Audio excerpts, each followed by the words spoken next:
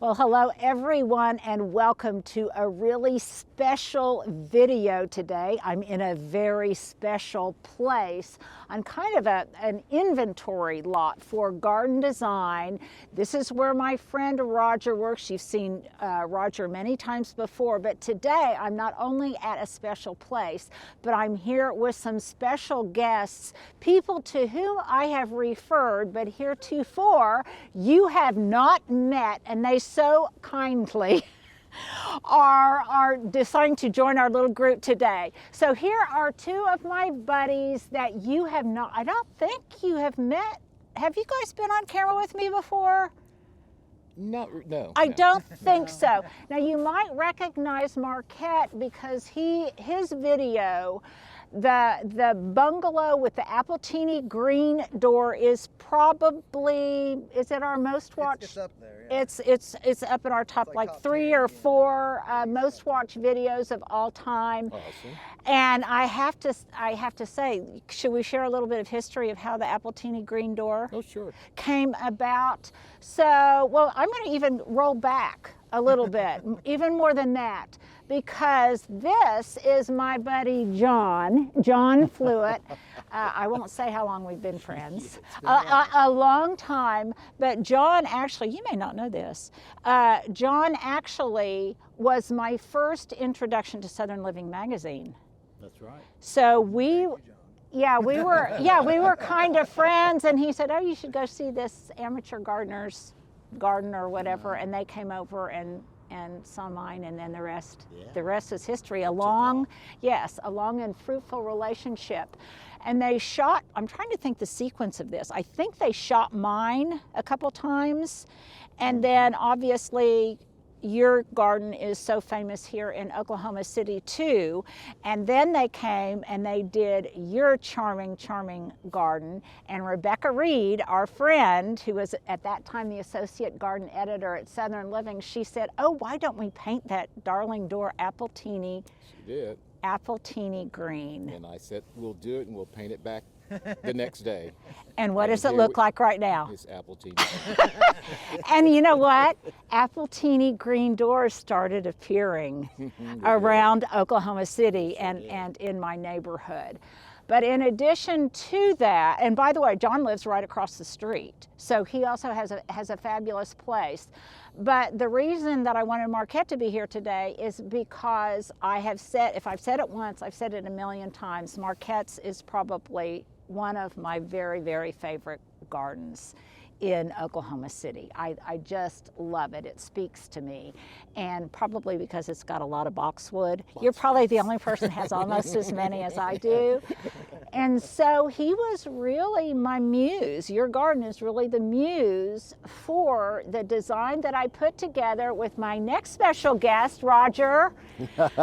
You guys all know Roger. Roger, who works with John and Marquette. They all work here at Garden Design.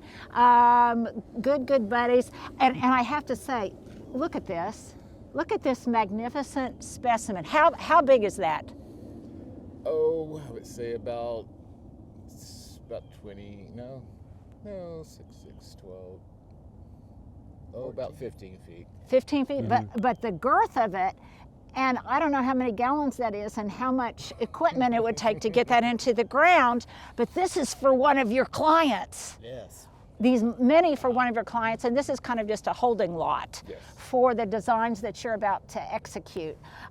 So it's just incredible. This is really a magical space, but if for no other reason than clarity, I wanted to kind of express how all of these guys are friends of mine and who they are. Roger you see periodically, John I allude to, and Marquette's garden is just about my favorite. So they indulged me. I said, please be on camera, because so many people said, now who are they? So this is garden design.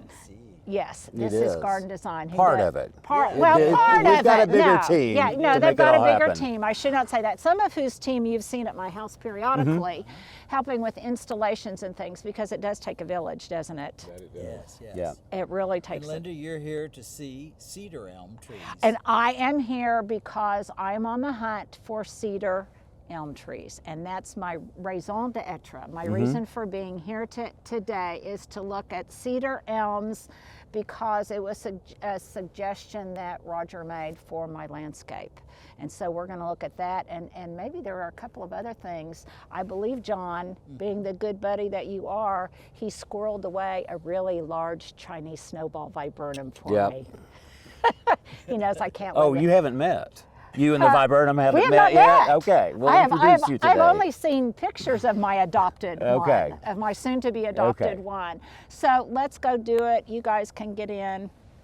Out of Well, the cold, good to out see of the you. cold, I know. I feel honored with Thank you you. using Oh. my garden as your muse. Oh my gosh. And you know what? We may have to come back and shoot your garden again because you've made some changes to the back, as I recall. Oh, it always changes up a little It bit. always changes, and oh my gosh, I'm going on and I'm getting off script here, but the container gardens that you do on your outdoor living room, which is also going to be kind of my muse too, are just incredible. Oh, thank you. Just absolutely incredible. Nobody does window boxes like Roger, and nobody in Oklahoma City does scale and composition like John Fluitt. So there are my, my flattering to all of my buddies. So okay, let's go do it. Thank you, gentlemen. I appreciate it. Go eat some of those treats from Harvey Bakery Yes. with a hot beverage because it's cold out here today. Yeah. Enjoy. Okay. It's cold. Take care, guys. See you later. So I want to point this out because it's very deceiving when you've got a tree of this size and this scale. I tend to look at it, and it's hard for me sometimes, Roger, to envision things. But it's always important because I'm looking at this, and it seems deceptively tall to me Right. because it's sitting above ground. But bear in mind that where it's really going to be is about where I'm standing. So this one could be limbed up a Yeah, little we'd bit. probably limit on up to about this joint here, and so that's not real tall, but it's still tall enough for you to easily walk under it. And it'll really expose more of the trunk and be able to see all the other plants that we're going to be using in and around it. Okay, so this, as I said earlier, I was here to look at cedar elms. So Roger, if you will help me get down without breaking my neck. Now let's talk about some of the fascinating features of cedar elms, why they're a good plant choice for Oklahoma, where they're native, and then just some of the characteristics of them that are so cool. Well, I mean, it's just a really good, tough plant. Likes a variety of conditions, especially soil conditions. So it can handle clay. Yeah. Okay. So it's a good, tough plant. It relatively disease-free. You know, everybody's aware of Dutch elm disease and issues with the Siberian elms that are planted all over Oklahoma City, and this doesn't have any of those issues. It is a small-leafed elm, and really it's kind of hard to tell it from a live oak when the leaves are on the tree. Interesting. But then it doesn't give us a lot of fall color, but we can get some pretty good yellow fall color out of it. Some trees more than others have this little winged, these little wings on the branches. that are flat. We've got another one we can show, I think. You've got an owie, Roger. Oh. You've got an owie. Yeah, okay. So be careful there. Yeah. But it also has incredible bark. Yeah, the bark is really pretty. So lots But it's of really winter kind of interest. it's a nice, neat tree. You know, the small leaves make it easy to clean up. Don't have any fruit or nuts or anything like that, or berries falling off of it.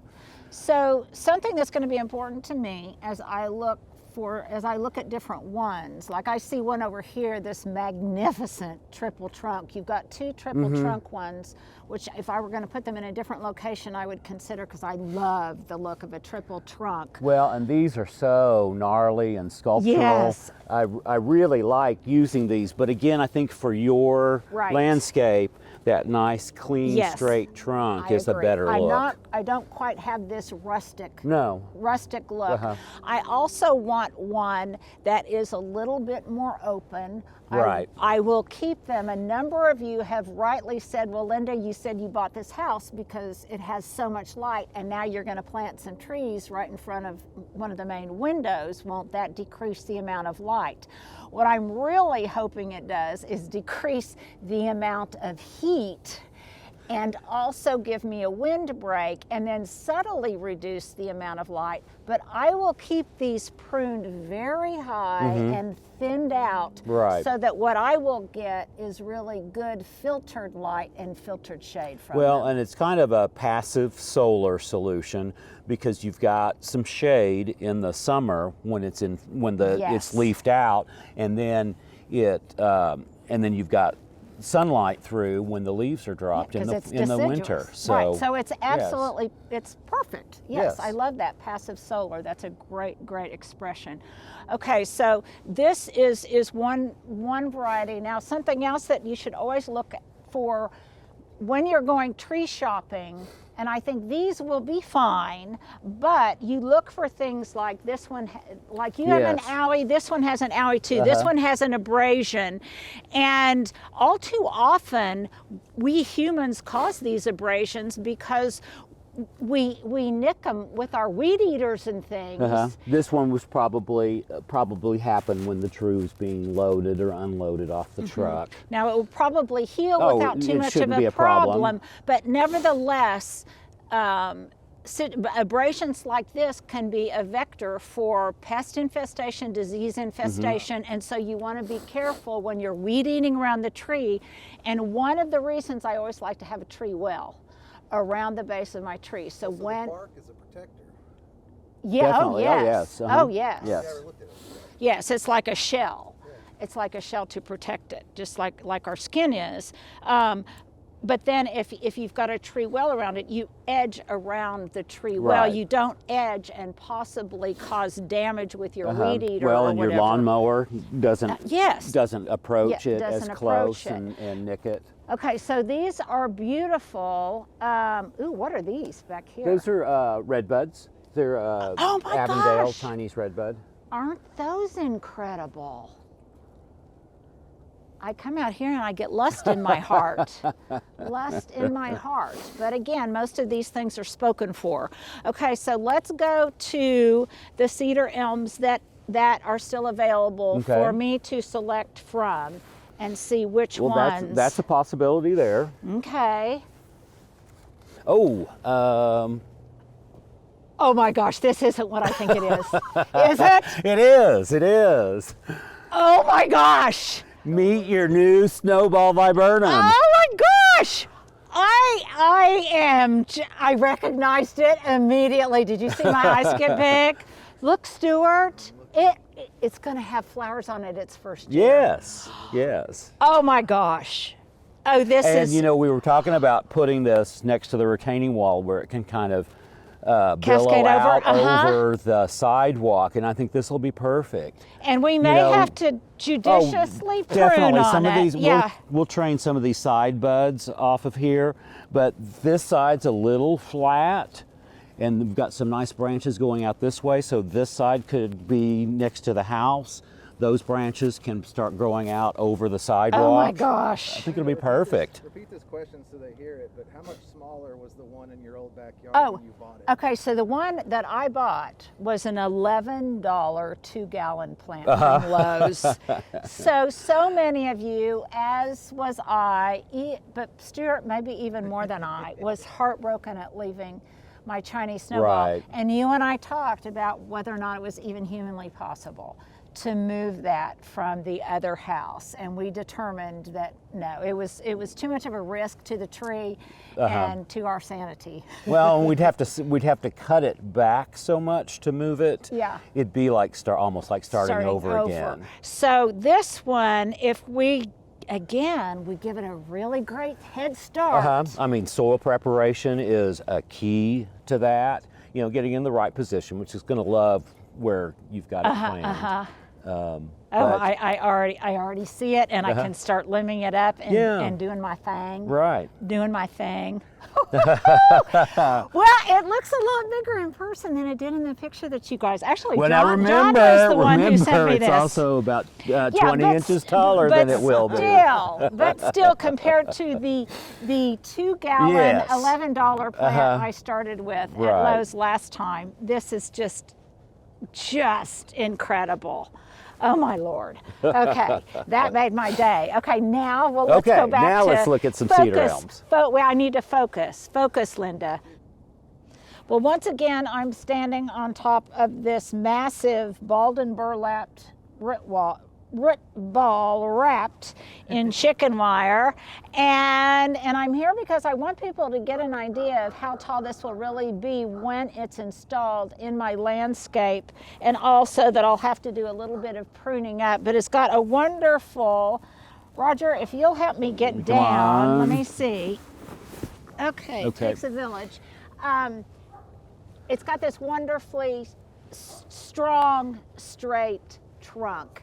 And I can, What this is yet? yeah, this is a cedar elm. This is one of the cedar Yeah, elms this is we're one of the looking at. cedar elms. Yes. And also I can see where it's got some of that characteristic, what you call the The winging, wing on the the branches. flattening of the branches, which gives great winter interest, and I think is very much a characteristic of cross timbers prairie. It feels like it. It feels yes. cross timber prairies.